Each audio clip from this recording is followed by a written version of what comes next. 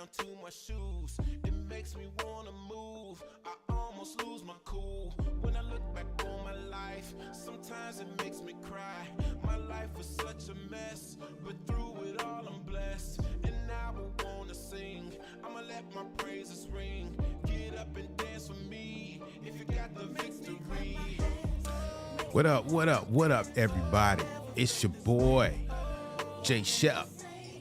We are here with the rundown. It is Monday, October the 21st, 2024. I have no idea what episode this is. Let me ask my show producer. Hey, show producer. Hey, what up, man? What episode is this? Man, I ain't got no idea. All right, cool then. So because I am the show producer at this very moment in time, I'm the one that keeps everything flowing, everything going. I don't know how many shows this has been. Maybe this is about show number 10. But shout out to everybody who's watching right now. I'm glad that you're here. Feel free to leave a comment. Feel free to drop a what up. Feel free to, subscribe. If you're on YouTube watching, if you're on Facebook, on my personal Facebook page, what up? You can actually follow me on Facebook, or if you're on my Pastor J Shep page, you can like that page and subscribe to everything that we got going on, because I love to be here to have conversations with you guys on a somewhat daily basis. So let's stop the music right here. We're gonna stop this music right now. So last night I had a very hold on, mute that. Show producer, can you mute what's going on in the background? I got you, dog. All right. So last night, yesterday, let's back it up. I had some friends that came over yesterday, and hadn't seen them in a minute, and they came to the crib, and my wife and I, we fixed brunch, hung out. The kids came over. It was a great day. Did my shrimp and grits and some pancakes, bacon. Like I did it up, y'all. I did it up. Your boy can cook. But I got a text early in the day from one of my homies that's deep in the music industry. I'm not gonna drop dime on who my homie is, because it's none of y'all business, but this is a good homie of mine. We went to college together, Chi-Town. He hit me up and was like, hey, bro, PJ Morton in town. And I was like, say less. I just got one of them friends. It's just like, hey, bro, we want to roll. You want to go to so-and-so. Like, hey. So shout out to my guy. So last night we went to, my wife and I actually went to the show. It was great to get my wife to come out to a show on on a Sunday evening. That's a big deal. It's a big deal. So PJ didn't get up till 9:00. So us leaving the crib to go to a show that starts at 9:00, it's a big deal. You in your mid-40s. So shout out to everybody watching. What's up? So went through the show. Let me tell you, man, PJ Morton, one of the greatest performers of this generation. Period. Songwriter, musician, producer. Hey, man, I don't care about people's top fives and all that stuff. PJ Morton is untouchable to me. For what he does, for his lane that he's carved out for himself, he's amazing. That show was amazing. And what was super amazing about it was the man tore his Achilles last Monday. He told everybody, man, I was hooping. I tore my Achilles. And he went to have surgery on Wednesday. So he tears his Achilles on Monday, has surgery Wednesday. He's back on the road touring on Sunday. Crazy work. So, got a little bit of a story. So I'm gonna show this picture right here. Bow. This your boy backstage. And it had been a minute. I met PJ Morton in 2007 or something like that. Believe it or not, because you may not believe this, but I don't care if you believe it. I'm gonna start this joint right here. Let this play in the background. Believe it or not, a young J Shep making his way through the industry as a songwriter, as an artist. I heard about this dope independent artist named PJ Morton, and one of my guys, Darnell Nolan, actually, who was kind of, helping me out on stuff, on management. I said, "Hey, Darnell, I want to do something with PJ Morton on my project." He was like, "All right, cool." So we got to work on that, and we got PJ Morton to be featured on my album, The Urban Notebook. And believe it or not, PJ, I was the first person to ask PJ to do a feature ever.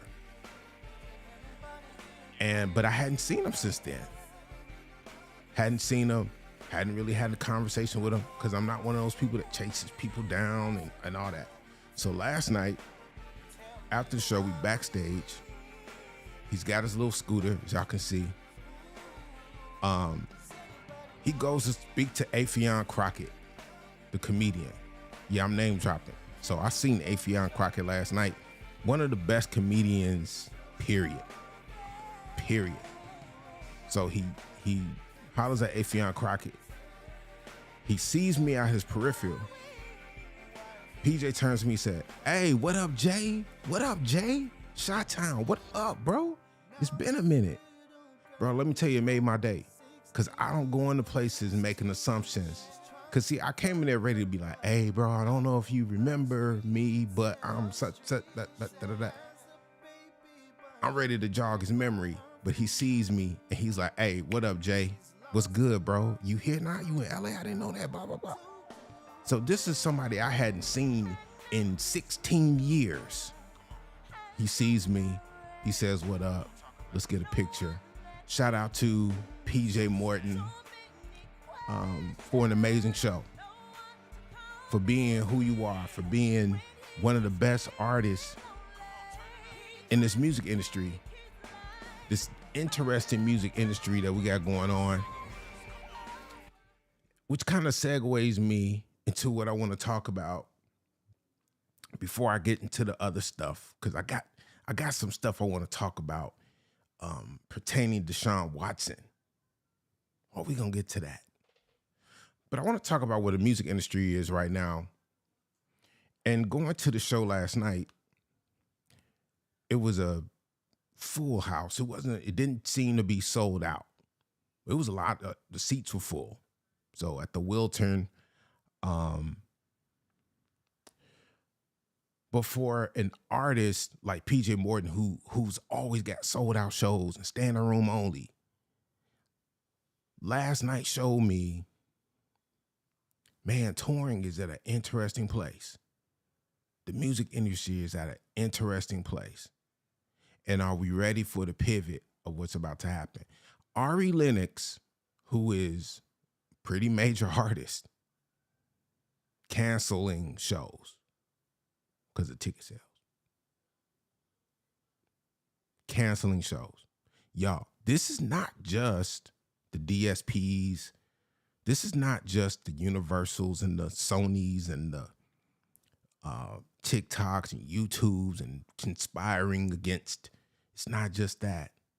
We're at an interesting state and stage where artists are literally back to almost a starving position. They're starting over.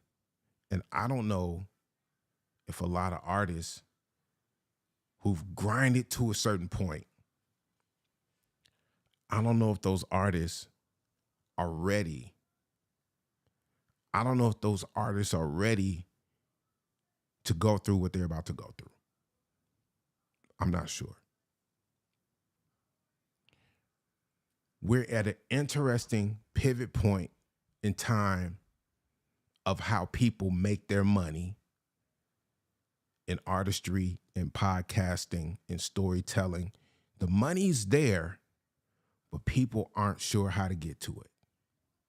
People aren't sure what people are going to grab to, what they're going to connect to. They're not sure if they put themselves out there, if people are going to come. So that's where you get an artist like Ari Lennox, who already had some issues on a tour last year or earlier this year, where she was on a tour with a rapper or something like that, and they was throwing stuff to her on stage and doing all kind of stuff. And she's like, yo, this ain't even my vibe. Why am I up here? And now she goes to do her own show, and she's like, we can't sell tickets. Where's the industry headed?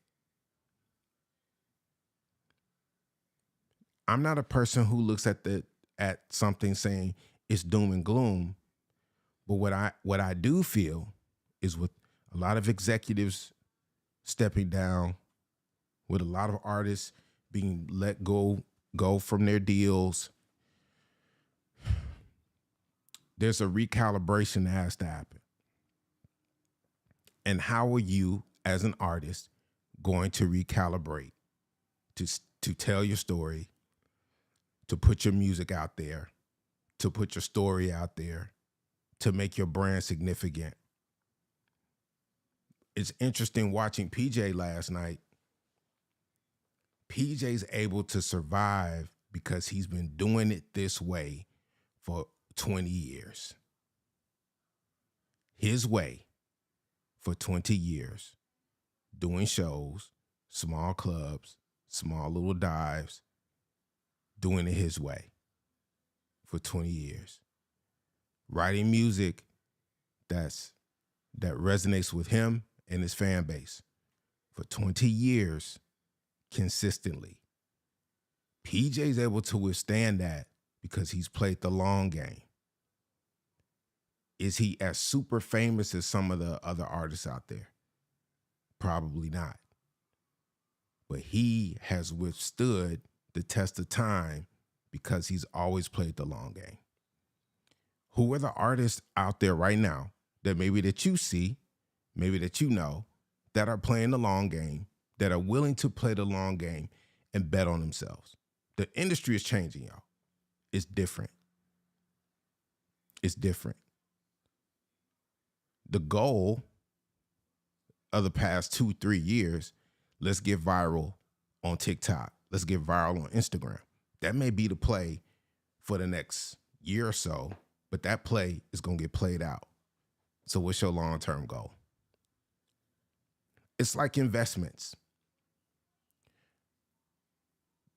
People who really know how to do investments always look for the long term. You buy and you hold. And you sell sometimes. Are you willing to invest in your craft, to invest in your stories, to invest in who you are as the artist, as the brand, buy and hold, and sell sometimes? No matter what the technology is saying, no matter what AI is doing, no matter what a robot is going to do, if you're an artist, how are you buying into you, investing into you, hold for the long term, sell a little bit at a time? That's the key. I want to shift gears here because music is something I could talk all day, and so is sports. I got to switch gears to this DeShaun Watson injury that happened. As I stated earlier, yesterday we had company. And so typically how my Sundays are, since I'm a pastor and we have church online, I sit right here at this computer, I bring the word of God, and I preach. I turn the computer off and I go right into the living room and I watch the Red Zone with my kids. It's a tradition for us now. Let me tell you, I love it. I love sitting down and watching football all day with my kids. That's my new joy. That is my new joy because my kids love football. My daughter is 16. My son is 14. We have a fantasy league as a family. My wife is in it. She has no clue what she's doing in the fantasy league. She has zero clue. She doesn't know how to pick players. You guys didn't pick my team it's a fantasy league. Why should I pick I'm going to pick all the players that are on the bye week and put them on your team and you score 0 points so I get to win. Our favorite pastime right now is sitting down watching the Red Zone. But yesterday, I was like, all right, I'm not really going to watch football today because we cooking, we got guests coming over. So, and it was a perfect week because my Bears are on a bye week. So I didn't care what happened yesterday. And I'm going to pay attention a little bit to my fantasy team. I'm going to get the alerts. I'm winning all my games. You know what? I added it up. I'm in 4 fantasy leagues.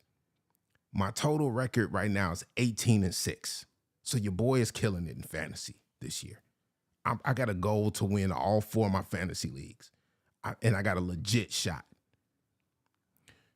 But I was in the kitchen making some shrimp and grits. And I heard my son go, "Dad, get in here." And I go in there. I said, "What happened?" "DeShaun Watson is really, really hurt." And then, like me, I said an uncolorful joke. I said, well, maybe he just needs to go get a massage and massage it out. I didn't see the injury. This is me outside the TV watching area. I said, "Tell him go get a massage." We laughed about it. He said, "No, he's really hurt. It was non-contact." So when I heard that, I was like, one or two things, ACL or Achilles. When I heard non-contact. So I came back into the room. I see the play. I said, "Oh, that's his Achilles." Man. I taught my kids, taught my son, because it was a few weeks ago. Somebody, I forgot who it was, got hurt. And I caught my son almost kind of getting excited. And I said, no. We never celebrate a person getting injured in any sport. I don't care if you don't like them. I don't care if you're not a fan of theirs. We, in this house, we don't celebrate for an injury. Now, I want to kind of paint another picture here before I go into my feelings about fans, in particular, Cleveland Brown fans, some fans, in their response to the injury. My son was born in Houston. He's the only one in our family. My wife was raised in Houston, born in Mississippi. I'm born and raised in Chicago. My daughter, born in Chicago, raised in Houston and LA. But my son, born in Houston, raised in Houston and LA. My son, we moved to LA when he was 5. But you can't tell him that he not Houston. He Houston everything. And if I told him we moving to Houston tonight, he would be excited until we actually got there and then realized that he actually loves LA. He's a LA kid. He just don't realize it. He's not a Houston kid. He's an LA kid. I said all that to say, my son's first few years of sports, it was 3 jerseys that he kept in rotation. James Harden, DeAndre Hopkins, DeShaun Watson. Those jerseys stayed in rotation. He wore them day in, day out. Those was his guys. James Harden was everything. DeAndre Hopkins was everything. DeShaun Watson was everything. Couldn't tell him nothing about none of them guys. They played for his teams. When the Texans got rid of DeAndre Hopkins, he was like, what in the world are the Texans doing? He was very upset. He said, well, at least we still got DeShaun Watson. during COVID, DeShaun Watson gets into it with the Texans, signs a contract, but then demands a trade. Then all of a sudden, accusations start flying out about him in about 22, 23, 2003. Who knows how many massage therapists that he had interactions with on Instagram that he wanted some other kind of favors done, without getting too graphic and going into that. He goes to court, gets sued, gets suspended, ultimately gets traded to the worst franchise in all of sports, the Cleveland Browns, who then turns around and gives him the largest guaranteed contract ever. So I watched that whole thing go down, and I said, this will not end well. Why would I say that? So when I looked at Michael Vick, when he went through what he went through in dogfighting, public enemy number one, 18 months in jail. He comes back, plays for the Eagles. Fans destroyed him. I'm going to tell you what saved Michael Vick's career and his image. He took accountability. As much as people in my community defended Michael Vick to the ends of the world, he found his way to Tony Dungy, and Tony Dungy was like, bruh, don't pay attention to the people who said what you did is not a big deal. They only saying that because they feel like you getting an unfair shake. What you did was a massively big deal, and you have to own up to it. You're going to have to face it. And the way that you turn your image is through accountability. So the Michael Vick that we saw after dogfighting was different from the Michael Vick that we saw in the beginning of his career. Go look at the interviews. Go look at how he carried himself. Go look at all the things that he lost. When he came back, he was a different guy. His language was different. His mindset was different. How he took accountability was different.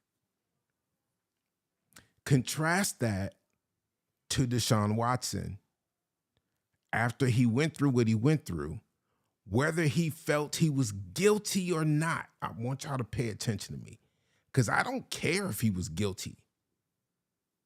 I don't care if he was guilty or not. Because in the court of the public opinion, you're guilty.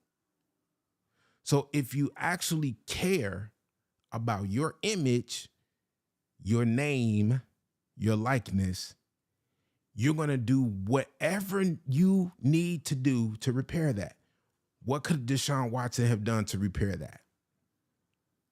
He could have said, I'm personally going to begin working with advocacy groups to protect women. Now, again, I'm not saying if he was guilty or not. I'm saying he was guilty by the public. And if you care about your name and your image and your likeness, you got to care about repairing that. Instead of repairing his name, his image and his likeness, he doubled down that he did nothing wrong. When, bruh,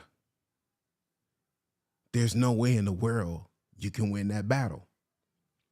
DeShaun had too much money for his behavior. The man is sick. He did it. So, thanks for jumping in, Gerald. I'm not even going to argue against that. And you bring up an interesting point about the money part. I'm gonna get to that in a second. Now,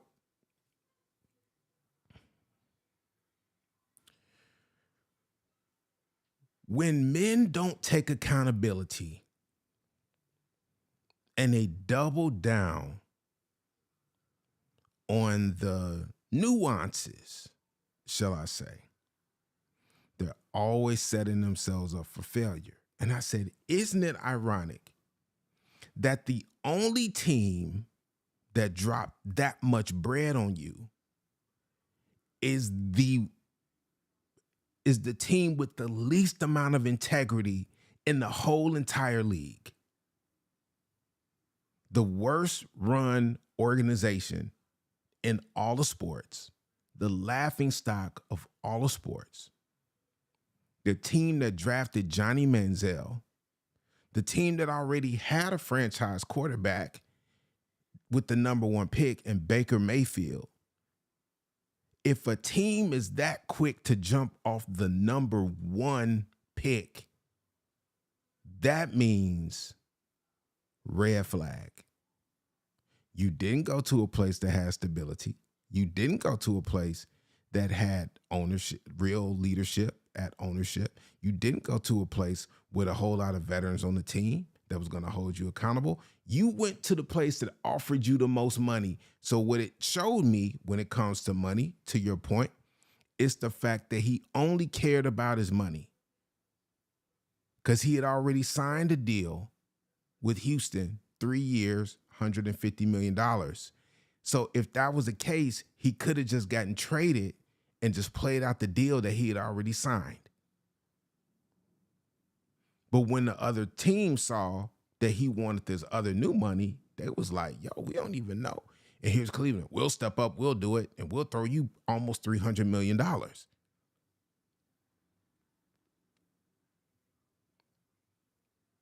So my son, who was a huge DeShaun Watson fan, I'm trying to explain to him why his favorite player is no longer playing for his favorite team.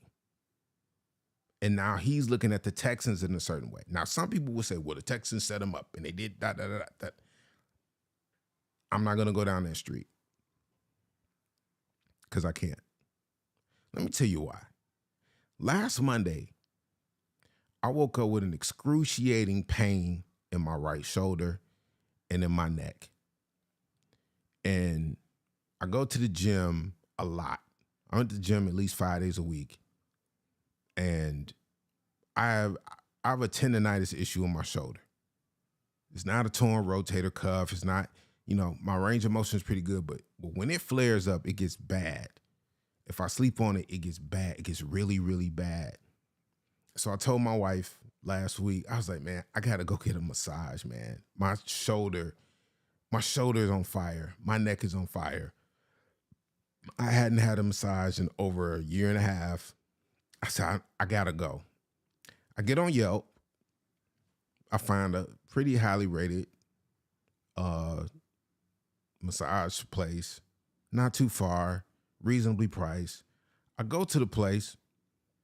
When I pull up, I'm like, this look a little sketch, but it's all good. It's got high ratings. So I go in, very clean, very demure. So I meet whoever, I guess she's the manager of the place. So she runs down all the options of, hey, this is the amount of time, this is what it costs, blah, blah, blah. I said, cool, I'll get the hour. So we read, I'm reading through the stuff. And so she points to this sign that's on the window, right? And the sign, and she says, oh, this is our policy. And I read the sign that said, no sexual favor, no blah, blah, blah, anything like that, you will be removed or blah, blah, blah. I'm like, okay, that's whatever. I'm not here for that. I wasn't offended. She doing her job. It's posted. Her job is she got to tell me and direct me to what it says. Massage was done. I felt 100% better. I come out and she tells me, she said, there's a man here that I had to make leave because he called here and he wanted something that we don't offer. And he still came anyway, thinking that we offered something. And I pointed to that sign. And I thought about the young lady who had just given me a massage. She dared to do her job. Now, thinking about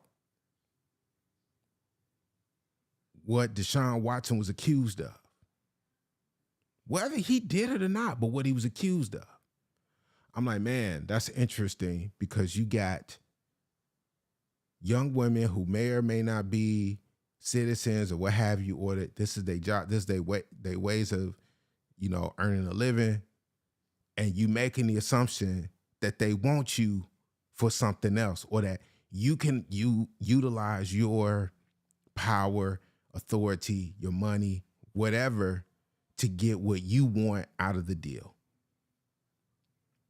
And it made me think about that, like, oh, you want to go to people who are powerless, right? So I see all these things kind of playing out, and I see Watson laying on the ground yesterday and then getting on the cart and bawling his eyes out. And I'm wondering what's going through his mind when he's bawling his eyes out. Could it be, I failed? I did all of this and I thought I was getting away with it. And now I got to look at myself in the mirror. Now I can't even go out and play. Now I got to be at home. I can't even be on the field no more. Or, man, I suck so bad. Because let's be honest, he's terrible. He went from being a top 3 quarterback in the league to being the worst quarterback in the whole league.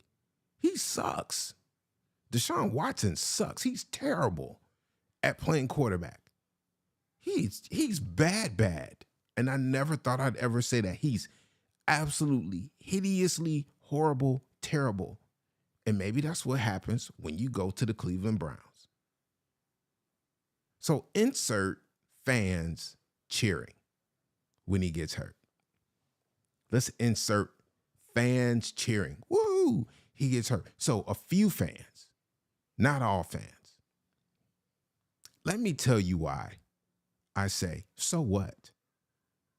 For all you people who were outraged at the fans. Now, I agree, the players, so I stand up for people like Jameis Winston, who had his passionate plea.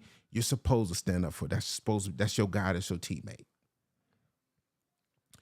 But as a fan, but in this seat right here, I'm an observationalist. Let me tell you something.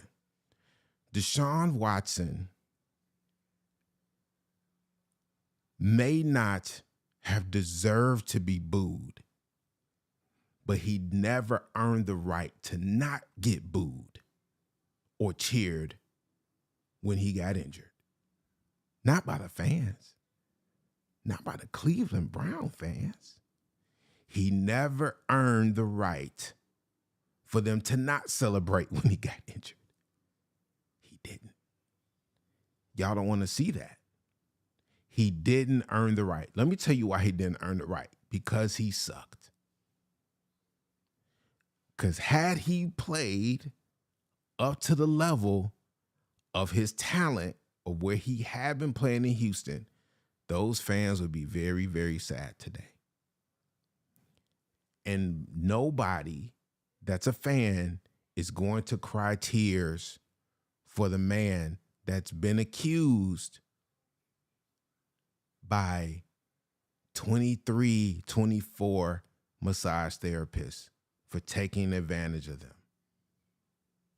I don't care what y'all say. Now, was I the person at my house that was happy? Absolutely not. I felt for him when I saw him crying. I felt for him. I felt horrible. But when I saw those fans doing what they do, I said, well, that's what you get when you go to the Browns. And you can check my status the day he signed with the Browns.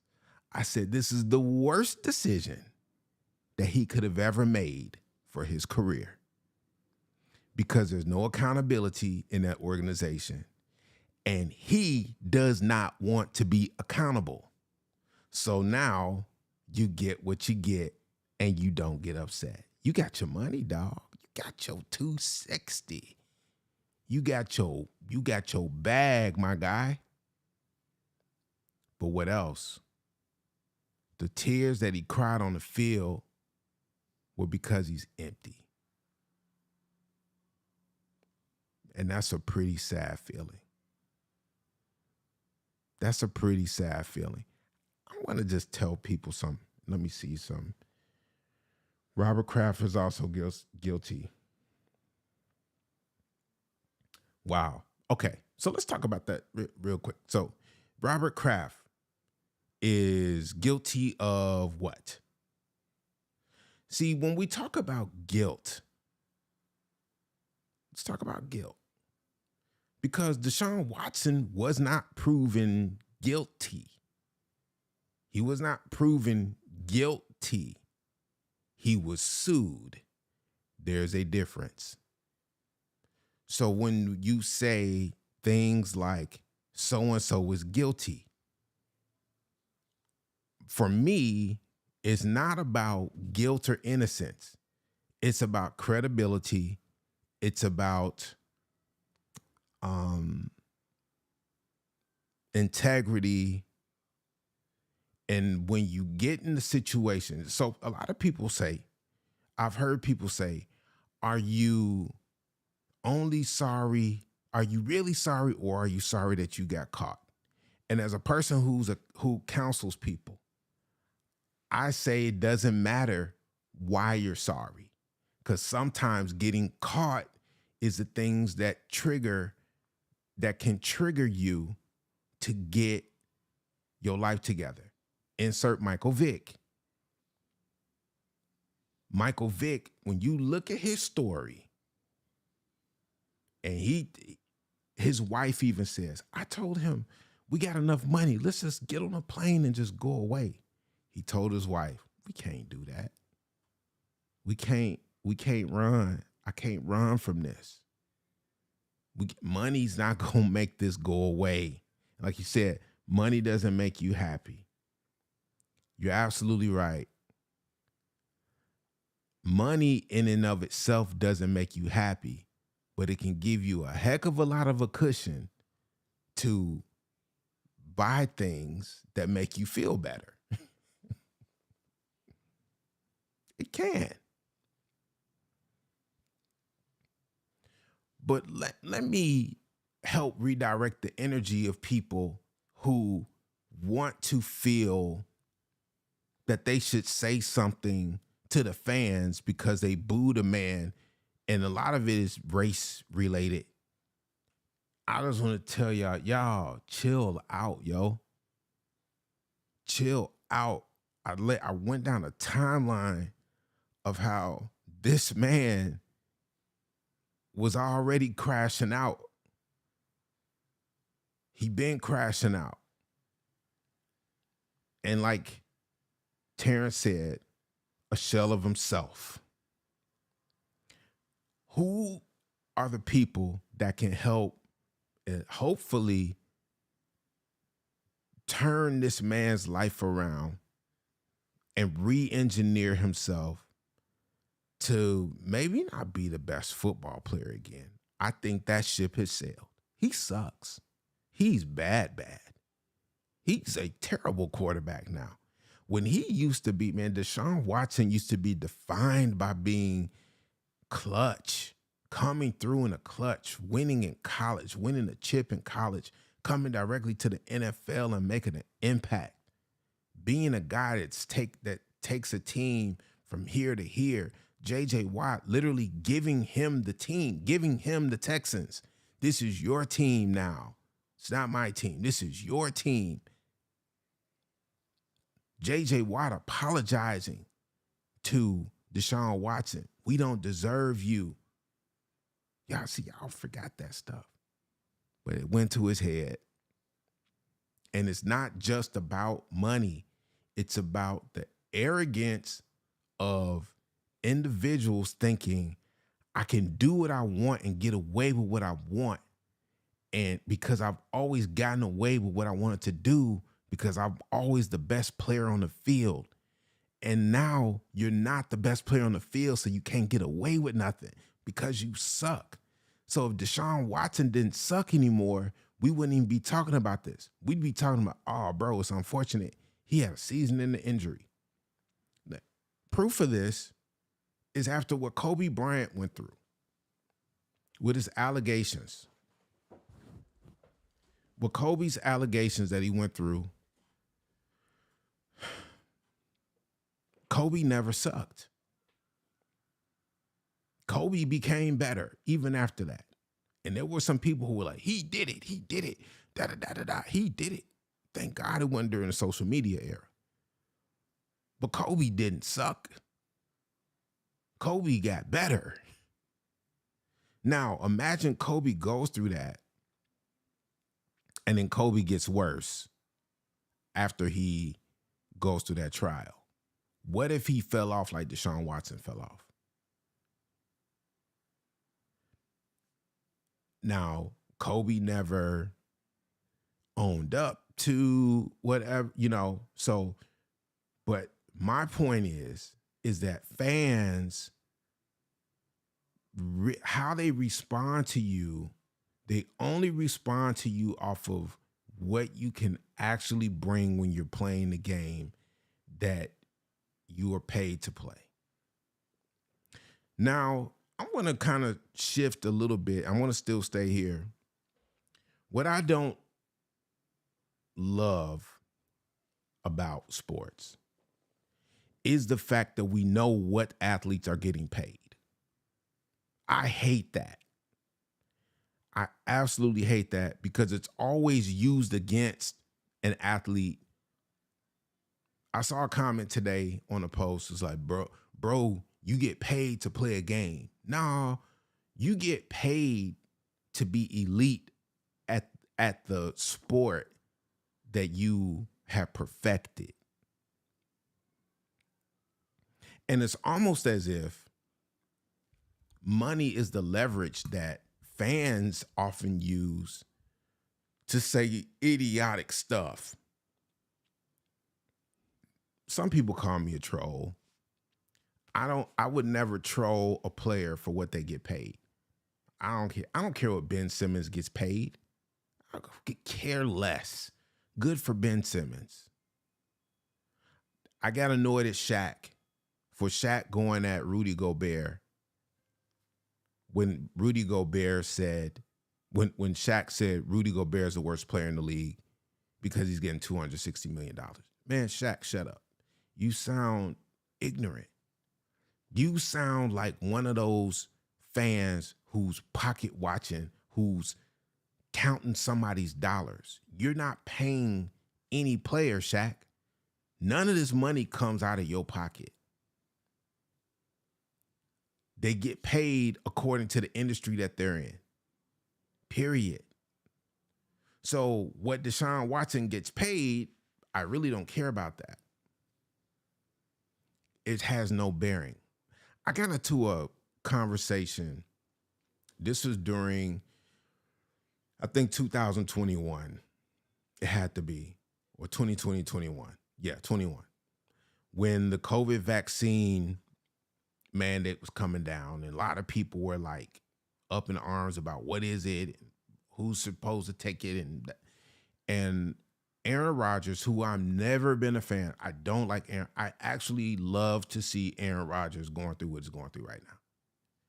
If anybody deserves to be on a struggling team that needs a quarterback, that needs leadership, but not getting it, it's Aaron Rodgers. He deserves what he's getting. Every bit of it. I cannot stand Aaron Rodgers. He's smug. He thinks he's smarter than everybody. He thinks he's, bruh, your greatest days are behind you. So what he's used to be able to do on the field, he sees he physically can't do it anymore.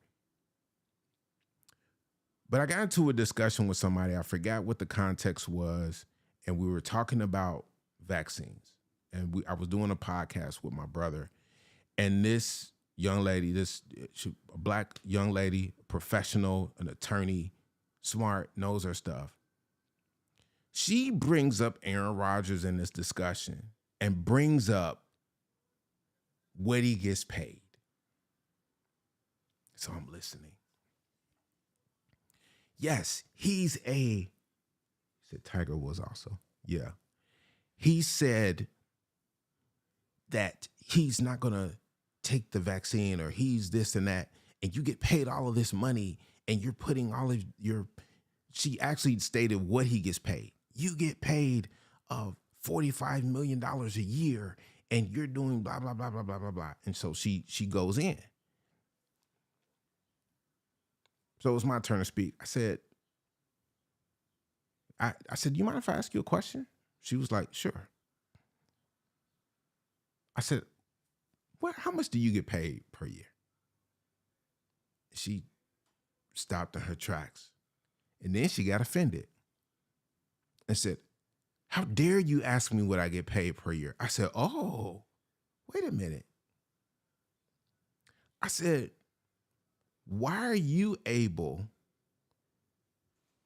to impose and superimpose what this athlete, what Aaron Rodgers, I said, and I can't stand Aaron Rodgers. I don't like him. I said, but why do you put his salary out there about what he makes, but you don't want to disclose what you make? I said, you're an attorney. I'm sure you're paid very well for what you do. You're a professional. You help a lot of people. I said, why do you demonize athletes for what they get paid? She got very quiet. She didn't talk to me the rest of the show. Because people are too comfortable when they know what somebody gets paid, and they think that's ammunition to talk about them in a negative way. I'm not a fan of LeBron James, but I don't care what LeBron gets paid. I will never be a fan of LeBron James just because I'm not a fan. I don't dislike him, but I'm not a fan and won't be a fan. Has nothing to do with what he gets paid. I've just come to the conclusion, I don't really like dude like that. I'm not going to be a fan of his. And I'm not going to say, well, he's a billionaire. He's a billionaire. He should be doing blah, blah, blah. Nah, bro. What he does with his bread is his business. I don't care about that. But we care about what DeShaun Watson gets paid. To me, that part is irrelevant. I think the relevant part has everything to do with his character, not his bankroll. Just my thoughts. Last topic. I want to play a game of I told you so. I'm just making this up. But this is a game called I Told You So. Somebody write in the chat, I told you so. I got a friend. Got a lot of friends. I got a particular friend who we've been at odds on this subject for years. And all the chickens are coming to roost after last night. Russell Wilson. Not this friend, but I met this guy at the gym a couple months ago. His name is Juice. Shout out to Juice. Cool guy. He's a filmmaker. Me and Juice talking, and we was chopping it up about the NFL. Come to find out, Juice used to play college football. And, I was talking about players. We was talking about players that we like. And he was like, man, I'm a Lamar Jackson guy. I was like, yeah, I rock with Lamar Jackson. And like, he dope. And I said, what you think about Caleb? He was like, I was like, oh, okay. I said, I see where this is going. So then I threw this one out there. I said, what you think about Justin? I rock with Justin Fields. Oh, yeah, Justin Fields. I said, okay. I said, what you think about Russell Wilson? He unloaded. Called him everything. But the biggest thing he called him was corny. And proceeded to say he's never been a great quarterback. Oh, y'all know I couldn't wait. Because I like to sit back and listen at what people say. Because I have stats in my head. I have all kind of stats and seasons and stuff archived. And I just asked him a question. I said, how many 40 touchdown seasons? I said, how many 30 touchdown seasons does Lamar Jackson have? And then he proceeded to not answer the question by saying, well, Lamar's a runner.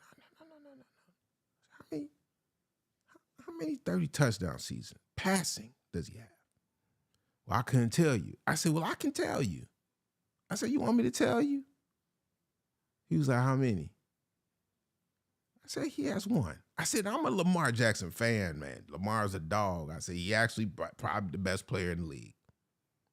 I said, so you're not finna get no argument out of me of what he is right now.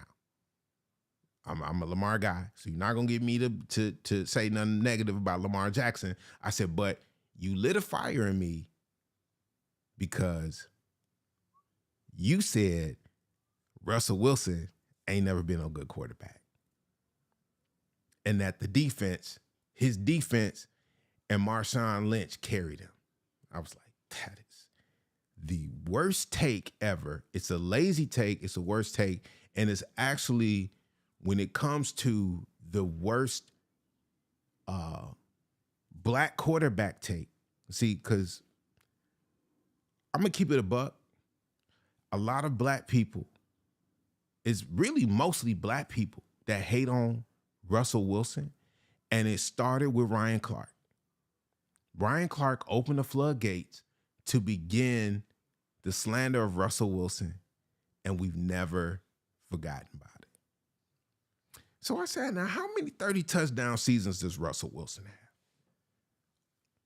Couldn't tell you, but he was in the low numbers.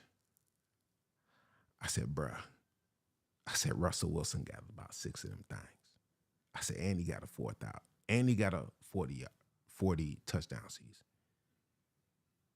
I said, oh, and not to mention he was a running quarterback too. Then he proceeds to say, well, he had more weapons. Wait. I said, Russell Wilson ain't never really had no real weapons at wide receiver. Are you kidding me? Tyler Lockett, cool. Tyler Lockett is the same type of wide receiver that Lamar Jackson has had his whole career. Tyler Lockett is good, solid guy, ain't amazing. He got DK Metcalf in the beginning of DK's career. DK's just now elite. DK wasn't elite when Russ was there. DK was just running fast and straight go routes. He was not an elite wide receiver when Russ was there. Doug Baldwin. Who were the weapons that Russell Wilson had? And I'm getting into it with this guy. But ultimately, when it came down to it, he does not like Russell Wilson because he thinks he's corny. And I said, I got a big problem with you, bro. I said, because you try to be this pseudo pro-black guy, but you don't accept a corny black guy. Because if you pro-black, you pro-black. And you accept us, corny or cool. Justin Fields, cool. Russell Wilson, corny. But we want to accept the cool guy over the corny guy. Caleb Williams, corny. Justin Fields, cool. But I told you so. Justin Fields was not going to cut it on this team, just like he didn't cut it on the Bears. Why? Because when you need to make the throw, he ain't going to make the throw. Bottom line, it's about what you do on the field. Now, I know some of y'all going to say, he 10 touchdowns, 1 interception, five passing touchdowns, 1 pick, and 5 rushing touchdowns. Yeah, he did that. When I looked at the plays that they was calling last night, the Pittsburgh Steelers, they went from a remedial offense, like the remedial class, to an honors class. Everybody saw it. Everybody saw it. Everybody saw it. This was not a who's better. The minute we saw Russ throw the moon ball, we knew instantaneously, oh, this is why he in the game. Justin ain't doing that. Because if he was doing that, he would have done that and he would still be playing. I told you so. Bears fans, I told you so. I got a friend that said, well, I feel like the Bears should have traded that number 1 pick and got a haul. A haul of what? So you get a haul and still don't have a quarterback. Okay. So Justin's your quarterback and you build around him and do what? Run straight to 8 wins. Never having a chance against the Packers. Never having a chance against the Lions. Never having a chance against the Vikings. And what do? You win a few games and look cool because Justin Fields is cool. Caleb Williams is corny. And y'all don't rock with dude because that's not your pick. But he's a better quarterback. He's better on the field than Justin Fields has ever been. Now, is Justin Fields a good guy? Is he a good kid? Has he done everything they've asked him to do? He has done everything they've asked him to do. But they also know what to ask of him. They can't ask him to do more because he can't do more.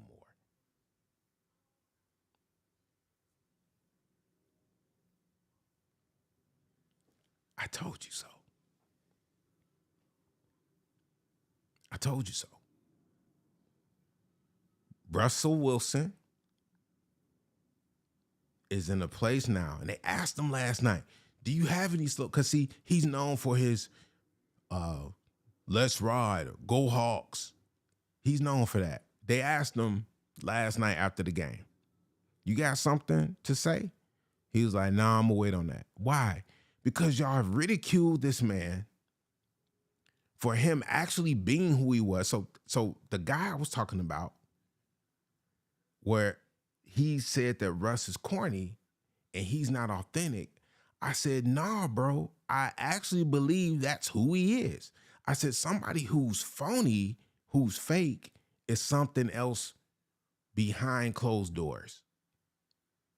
So we've all met a guy who thinks they hard, who thinks they a gangbanger, right? So they think they a gangbanger and they shouting whatever, they doing gang signs, whatever. And then when somebody come with the smoke, they change it to something else. That's fake. But the guy that says, let's ride, go Hawks. If you telling me that that's fake, then what is it then? So he actually a thug behind the scenes slapping people around? What is it? That's who that guy is. And so now he's conflicted because publicly people see him as a lame.